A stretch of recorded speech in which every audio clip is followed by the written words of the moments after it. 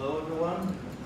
First I'd like to thank the organizers for inviting the EU delegation to this interesting event. I'd like to start with where we are in the EU accession process when it comes to agriculture, let's say the more technocratic part, and then I will conclude with what we feel are the most important steps for both for the government and for farmers in Serbia to take at this stage. So, as you may know, we have started actually accession negotiations on two so-called chapters of the EU acquis, which is the EU legislative framework. These are the financial control part and the part on relations with Kosovo.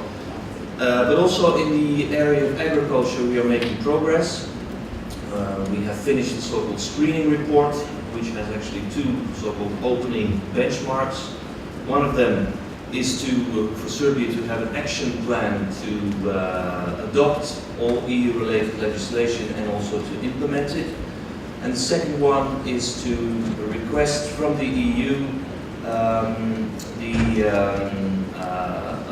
let's say the authorization to start managing EPAR funds. And this is of course important because the management of EPAR funds by Serbia itself will have to show that Serbia is ready for managing funds from the Common Agricultural Policy once it is a member. Now, where are we with these two opening benchmarks?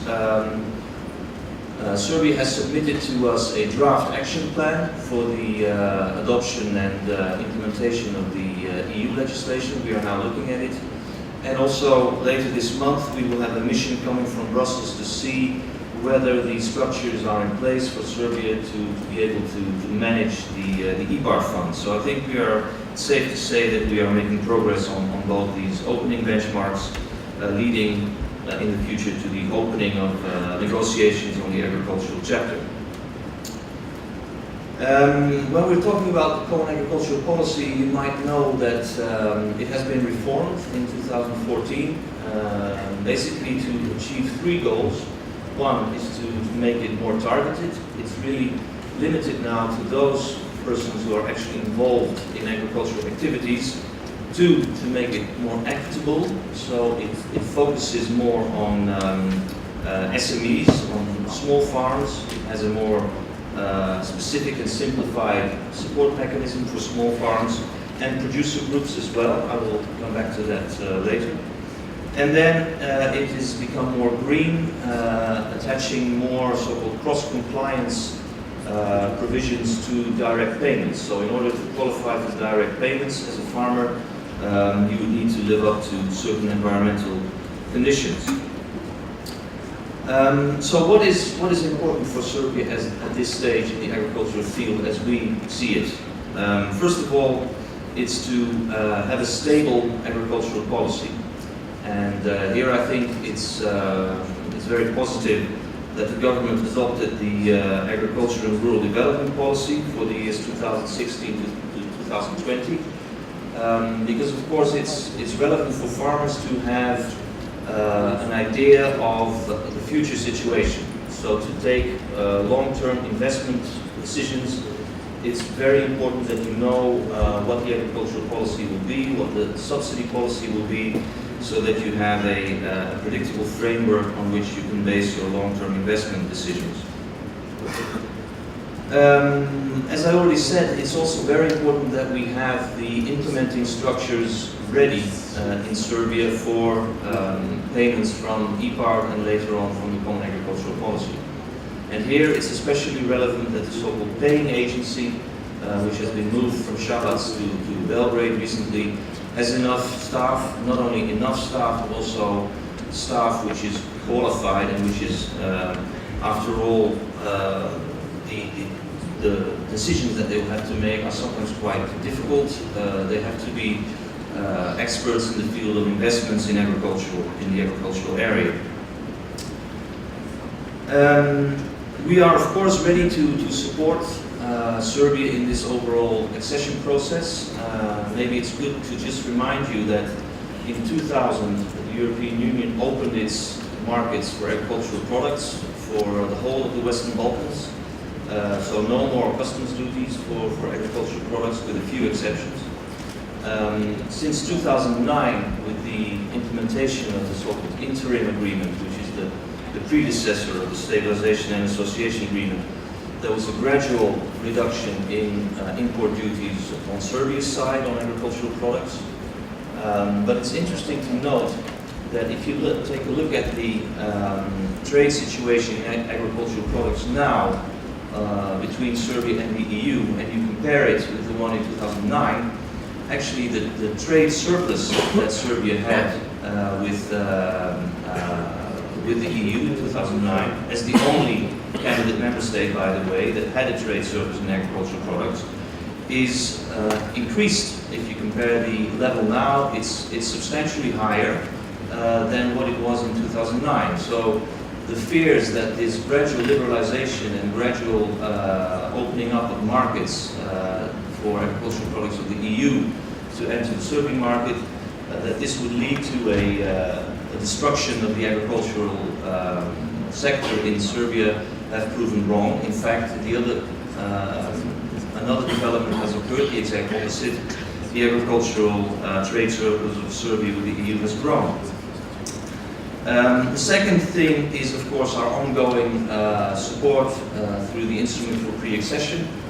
We have been giving quite a lot of support, especially for structural reforms in the agricultural sector, concerning land consolidation, concerning extension services, concerning irrigation networks, and we will continue that as well. Maybe just to end with two points that I saw will be on the agenda later today. Jean-Pierre has already mentioned the producer groups, and I think it's very interesting tomorrow to go to this seminar. I can only fully emphasize that as well. I mean, I grew up on a farm myself in the Netherlands. It was a mixed farm, so we had about 70 dairy cows, we had seed potatoes, sugar beets, and at that time it was an average farm. It had 32 hectares, that was considered average. By now it's far below average, and I think especially when I look at the family-based farms here in Belgrade, in Serbia, it's very important to have economies of scale that you work together with other farms. So in other words, that you start producer groups, cooperatives, or whatever you want to call it. I remember that we did everything through the cooperative. We had a cooperative bank, we bought our inputs, our fertilizers through a cooperative, we sold our milk, our potatoes through a cooperative. So I think it's very important that this issue of producer groups is further stimulated here in Serbia, and I think also EPART will very much help also aligning itself with the increased emphasis in the common agricultural policy that has been put on producer groups. The second issue I would shortly like to mention is GMO products. We have, of course, seen that no action whatsoever has been taken on that issue in Serbia for 5 years, which is a pity, because, as I said on many occasions before, the EU policy on GMO products is in fact very restrictive. So aligning the Serbian policy on GMO products with the EU policy, in fact, in many ways would mean a more secure policy for Serbia. We have now a situation in which member states can decide themselves whether or not to allow cultivation of GMO crops on their territory. We have also strict rules on labeling. We have very strict procedures on traceability of GMO products throughout the food chain. And to end, we have very demanding scientific procedures for testing to see whether or not to allow a GMO product on our markets, which in fact actually has resulted in very few products, GMO products being allowed on EU markets. And of course there's always the possibility for member states to object to a certain finding of the Food Safety Authority of the EU. Then you have a process of further examination. So It's really a very restrictive policy. So I would say that, of course, the all-out import ban that Serbia has on GMO products will have to go. But in return, I think you get a system which is much more secure on labeling, on traceability throughout the food chain. And I think in this respect, it is also not surprising that if we look at negotiations which are now going on between the US and the EU on the Transatlantic Trade and Investment Partnership, there are lots of interest groups, NGOs from the EU, which are very strong, which are feeling very strongly about our GMO policy. It's maybe a misunderstanding to think that the negotiation with the US will lead to a lowering in standards on GMO products or on food safety in general. This is much more about cooperation between regulators of the US and the EU rather than about standards, let alone lowering standards. So the fact that all these people in the EU feel very strongly about the EU's GMO policy, all these NGOs, all these interest groups, shows that we have a rather strict policy on this. So I think it's important, as one of the first things that the new government should do is to align its GMO law with the EU regime on GMOs. Also, because without this, Serbia cannot become a member of the WTO, the World Trade Organization. And this is also a process that has been stalled for 5 years now because of the lack of progress on the GMO issue. And it's a dangerous situation because for the WTO you have to have the multilateral negotiations, of which this GMO law is part, but you also have bilateral negotiations with other member states about market access. And as long as the multilateral channel remains open, you have the risk that all of a sudden there might be new demands popping up from member states of the WTO, like what happened with Russia last year, like what is maybe possible with Kazakhstan now that Kazakhstan is becoming a new member of the WTO.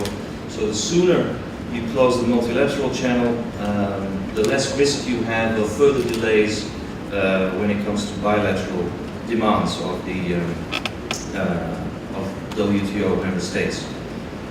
Maybe one point to conclude, which we feel is important, and that's of course that we feel that actually Serbia has a potential to even increase further its trade surplus in agricultural products with the EU. But for that to happen, it is of course important that standards of the EU are lived up to, quality of products is improved. Just to mention one example, the maximum level of aflatoxins in milk. We've seen, unfortunately, that this was increased again at the end of last year. And I say it's unfortunate because it was brought down again to the maximum allowed level by the EU. As long as this level is higher, it will be very difficult for Serbia to export its dairy products to the EU. And rather than having this yo-yo effect of moving the maximum allowed level up and down, it's important to structurally improve the situation, both with regard to extension services to farmers, giving the right information, but also equally important is to improve the situation with regard to laboratories and testing. I'm thinking especially about the National Reference Laboratory for Milk, which has been given quite a bit of IPA support in terms of equipment. So it's necessary that the government also ensures adequate staffing for this laboratory for it to be functioning adequately.